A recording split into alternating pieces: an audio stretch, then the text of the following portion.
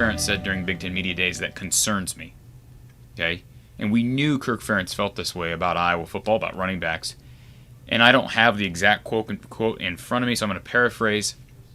But he basically said that his running backs wouldn't be taking too many hits this fall during camp. And I get it. He's trying to ensure the physical safety of Tyler Goodson and Ivory Kelly-Martin.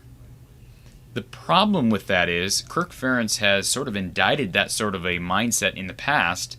The NCAA continues to take practices away to protect the players, but as Kirk says, and I believe was it Hayden Fry who said it originally?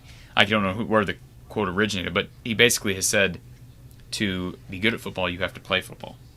So taking days away from contact is not good, or basically contact days. I shouldn't say just taking practices away, but basically days where they can actually make contact.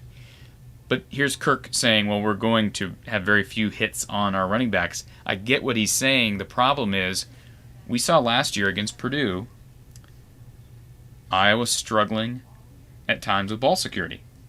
And how are running backs? We know that Sargent at times had problems, usually very sure-handed, as is Tyler Goodson.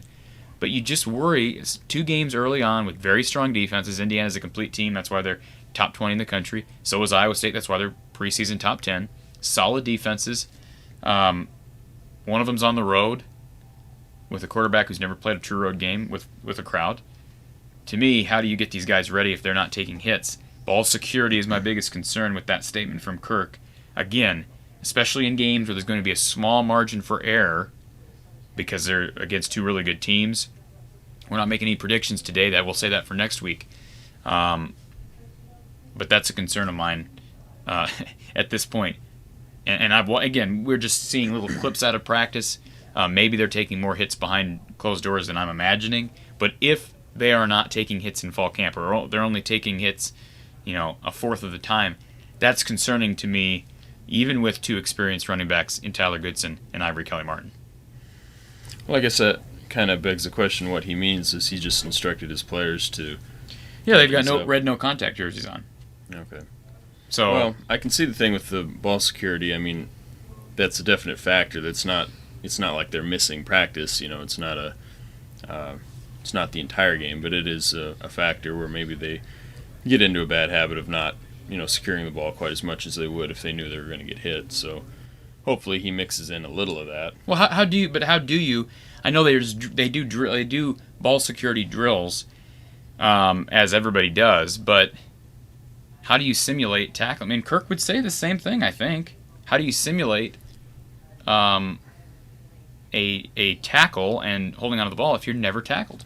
Yeah, I'm not saying they're never tackled, but I'm saying if you're limited, if you're behind, then you're at risk to me. Yeah, I hope that they still play some contact, to keep them honest, so that I could see taking away half of their time at taking contact. But if you took it all away, then maybe bad habits could crop up. So hopefully he doesn't do that.